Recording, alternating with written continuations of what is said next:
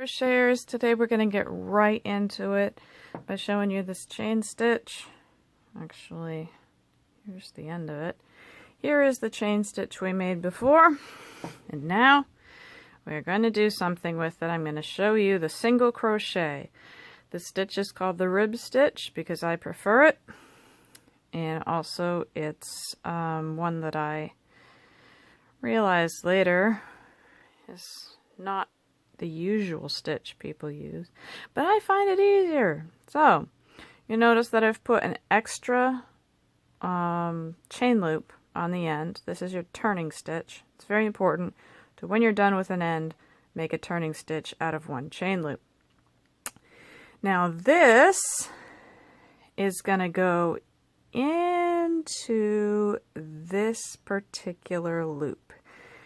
I'm putting it underneath that loop. Can you see that there? And I'm going to push it through so it's on the working end of my crochet hook. This, remember how we put the yarn on, is going to go through the single loop, and now we have two pieces of yarn on the crochet hook. And I'm going to grab the yarn again and pull it through both of the loops that I had on my crochet hook. And this is called a single crochet. I'm going to do a whole bunch so you see how it looks when it's in a row. Now, another tidbit about the color pink. A lot of people associate pink with girly stuff. This is a recent innovation. Pink was actually for boys because red was considered a manly color and blue was considered a feminine color.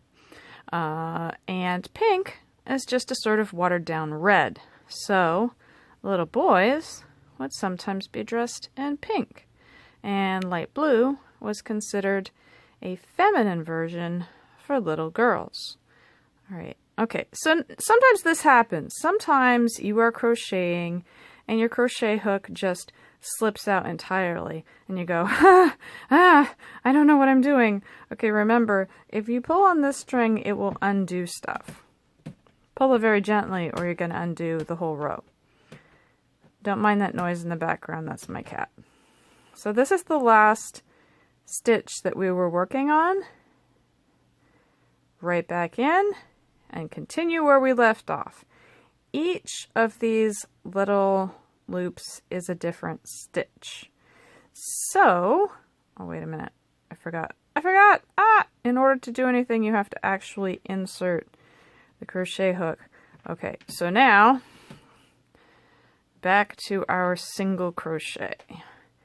And if you are not getting the proper tension on your yarn, you can absolutely swear at your yarn, but the problem is you. You have not practiced enough because you will come up with yarn that is too tight, so you cannot fit your crochet hook into the little loops, or it is too loose and it all sort of looks like, you know, you don't know where anything is, or it could be a combination of the two. You could be doing too tight in one loop and not tight enough in the next loop, and it's all wibbly wobbly, timey-wimey.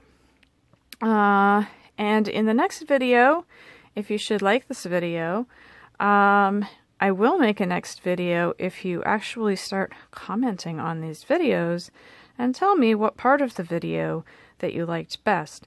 Don't forget to keep hitting those likes and hearts and angry reacts and oh wow and sad and you know, whatever, because those help a lot. That is the end of my stitch. I'm going to do one turning stitch just at the end so I remember later on. And I'm going to leave this big loop so that when we come back to it, we will work more. Alright, what I've done is called a rib stitch, and you're welcome. Bye-bye.